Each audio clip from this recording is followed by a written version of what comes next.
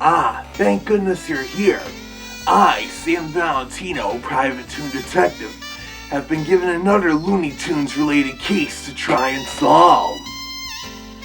This one involves the Looney Tunes Cartoons revival series that was produced for HBO Max.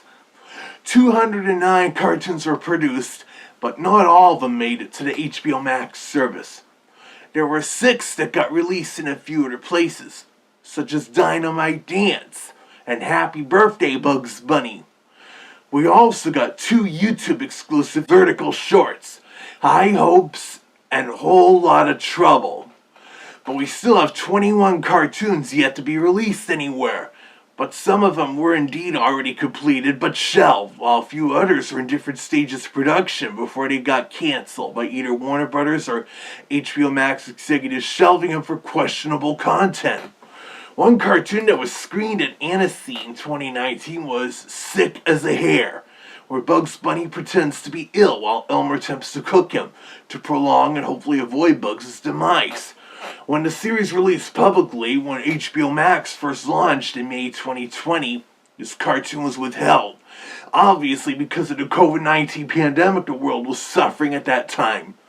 I'm reminded there was a SpongeBob SquarePants episode that got temporarily banned for a couple of years, Quarantined Crab, because of featuring scenarios similar to the COVID pandemic. But it ultimately premiered sometime after the pandemic began to ease up. Another Elmer short, There Will Be Fud, was pulled because standards and practices were concerned a joke in it would be misinterpreted as a politically incorrect kind of gag. There's no word on how far into production that short was before it was shelved.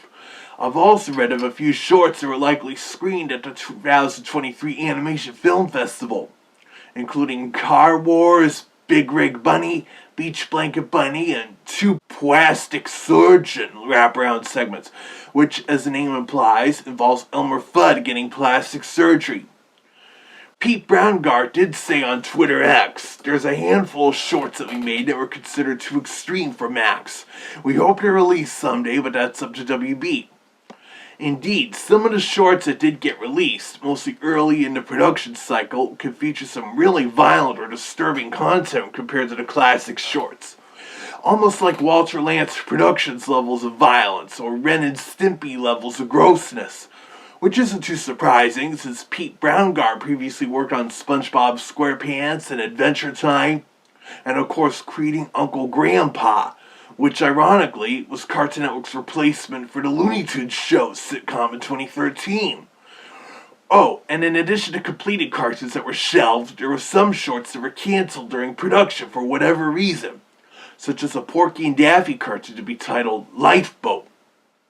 I'm starting to wonder maybe they ended up not getting far in production, either because of questionable content or none, or because of the Warner Bros. Discovery merger happening in 2022, since shortly after that happened was pretty much when the Looney Tunes Cartoons revival wrapped up production, since you also remember what happened with Bye Bye Bunny. And just to clarify things, I really don't think we'll be seeing that movie anytime soon, because it was still in the pre-production stages when it got canceled as a tax write-off, compared to Coyote vs. Acme being pretty much in the can when that got shelved initially. But according to an article from The Wrap, dated January 2026, the Bye Bye Bunny project could be revived in the future. It all depends on the success of Coyote vs. Acme's theatrical release later this summer, along with the Paramount Skydance deal. But, as I said, there are more and more legal hurdles that Deal is now facing that could hopefully put a stop to the buyout attempt. And that would be great, because you know Paramount would likely want to just kill off the Looney Tunes in the Warner Bros. Animation studio.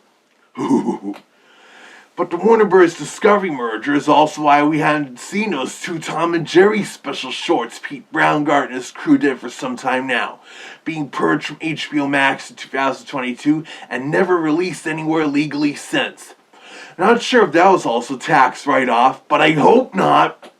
Those were honestly the best animated revival Tom and Jerry I've seen since the original MGM cartoons run of the 40s and 50s. Similarly, they also did a Droopy cartoon, from what I've heard, and that hasn't been released yet, obviously because of the Warner Bros. Discovery merger.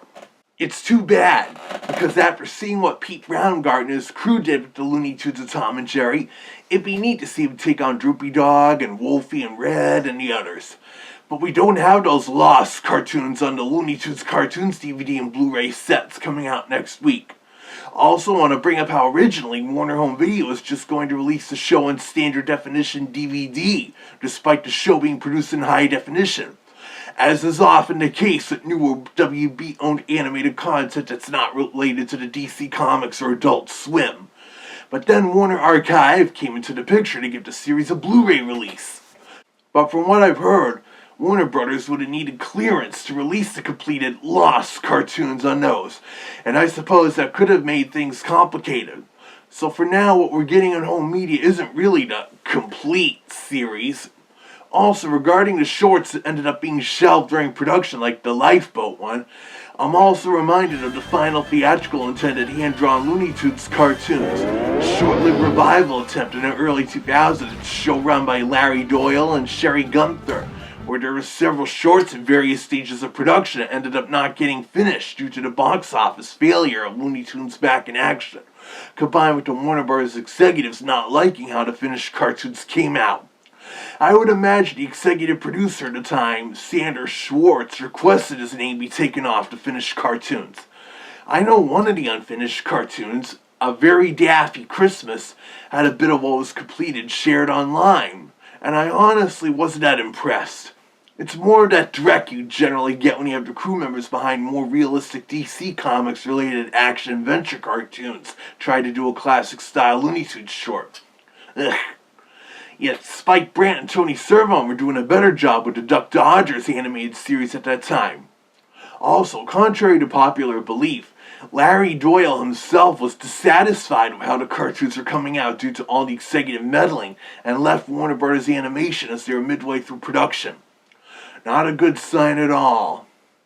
Also, there was a similar instance of these cartoons not being released, not because of controversial content, but because of how bad they largely came out, coupled with Warner's executives thinking the Looney Tunes and hand-drawn theatrical animation are old hat because of Looney Tunes Back in Action's failure.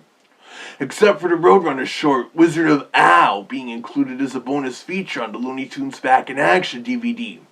The rest of the shorts were not shown or released anywhere here in the States. Cartoon Network and Boomerang outright refused to show them, and it wouldn't be until the following decade where we got all of them on physical media. But they did all get included on a special Tuesday DVD release of the movie in Australia, and they did air from time to time on Teletoon in Canada during the mid to late 2000s. Then in the 2010s, all of them were gradually released on disc here in North America. A few on DVDs and Blu-rays like these. And then all the shorts are included on the 2014 Blu-ray release of Looney Tunes Back in Action. But the cartoons never saw American television airplay until 2021, when MeTV first picked up the Looney Tunes for Tune In With Me and their then new Saturday morning block, along with MeTV Tunes, and then even Boomerang finally began showing them at the end of 2023, so who knows? Maybe someday we'll get a release of those lost Looney Tunes Cartoons segments that were finished but never released, even if it's not for a decade or two. They could make for a neat lost episode single disc release or something, but until then, stay tuned to this channel for any more of my findings or capers or whatever else my Toon friends here have to show.